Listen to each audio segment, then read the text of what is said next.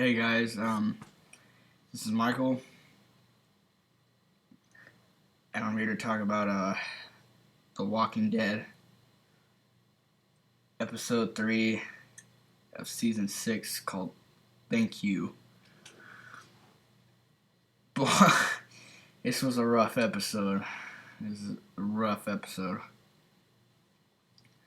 So basically, we start off right where the horn blows. The horn's blowing from Alexandria, and we're seeing it this time from the point of view of Rick and Michonne and Glenn and a group of Alexandrians that's there with them. And anyways, the horde's off track. Rick runs ahead to try to bring the horde around. I think that's what he was doing. While Michonne, Heath, Annie, Glenn, Nicholas. Though I never caught the other black dude's name. I never caught his name. And it was the guy. I never caught his name, but they're basically trying to get back to Alexandria. But when they get to this small little town, they find themselves surrounded by the horde and they have to hide inside this building. And they need a plan to get out. So Glenn volunteers to go light up a feed store for the fire to light up the building so the walkers will walk to it and they can get out. But that doesn't go as planned, and they get there, the building's already burned down. And then Michonne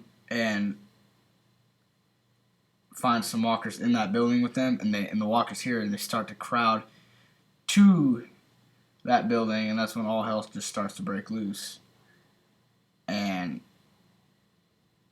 then I don't exactly remember. I think we go back to Rick after that. He's running, and then we cut to Glenn and Nicholas, and that's when they get to that store, and it's already gone. So then they start to see the horde coming in, and Nicholas goes into one of these things where he starts to hear like a ringing noise, and he kind of loses his focus, and you can just hear Glenn yelling at him. So he says, let's go this way. We gotta go this way. And they're trying to get away from the herd. They go through this alley, and then they realize they're surrounded. There's walkers on both sides. There's walkers right here, and they're backed up against this dumpster. And they're shooting. They start stabbing the walkers, and then they realize they got to get up on the dumpster. So that's what they get up on the dumpster. And then Nicholas goes into one of those things again where he hears the ringing noise, and he's looking at the walker. And I just love this shot. It's slow mode, and you can hear the walkers. And there's one close up of one walker's face, and super creepy face. And then you actually hear one of the teeth click. It was an awesome shot. And the music for that scene was incredible. And then what happened next wasn't totally incredible. So Nick shoots himself, but right before he does, he goes, "Thank you." I guess he's saying thank you to Glenn for believing that he was a better person and showing him the side to Nick that wasn't, a total asshole. And he felt that in some way he had redeemed himself. But then he shot himself. And the blood splatters onto Glenn. And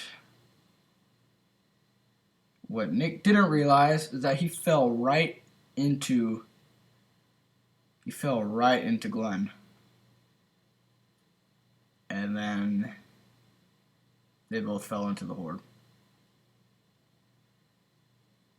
And then we see Glenn get eaten. Glenn dies. Like, I was talking about it to my friend. I was like, I bet Glenn's gonna die this season. But to be completely honest, I was still very shocked, and I did not think it would happen this season. And I sure as hell didn't think he'd go out to walkers. I thought he would have been killed by, like, a villain. For you comic fans, you know what I'm talking about. But Man, that's rough, dude. Alright. It's great writing when you feel for a character, and when that happened, I felt a pain in my heart. Like, I had tears coming down my face. Like, I'm not an emotional person, but like, I shouldn't be crying over a fictional character. But when he's been there since season one, and you've gone all this way with this character, you feel like you've been through everything with these characters, and that happens.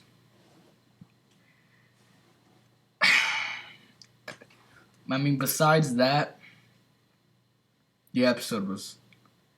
I'm not knocking that from a story perspective. I get why it had to happen. I get it. It was just tough to watch. It was sad, but the scene itself was incredible. The way he died, the way he was killed, and the music that played as it did, it just made the scene that much more. Made the scene that much more emotional.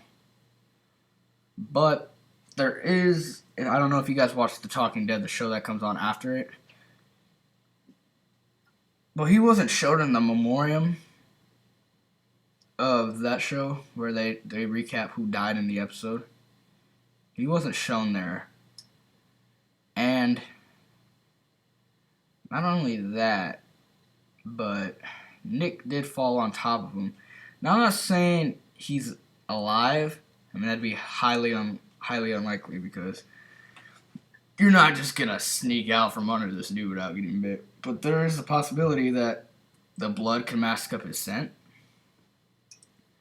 But then again, I feel like he was probably dead because, I mean, excuse my language, but if they made that scene that emotional and that sad, it'd be kind of an asshole move if he was alive. Because, like, you had me, that's kind of a dig move, you had me, like, fooled, man. I thought he was dead. So, I mean, I think most likely we will see Glenn again, but as a walker. And I think maybe Maggie will have to take him out. That's another thing. How is Maggie going to react to it? I mean, poor girl has lost her dad, her sister, now her husband. She was able to get through the death of her sister and the death of her father because she had Glenn there. But now she doesn't have anybody.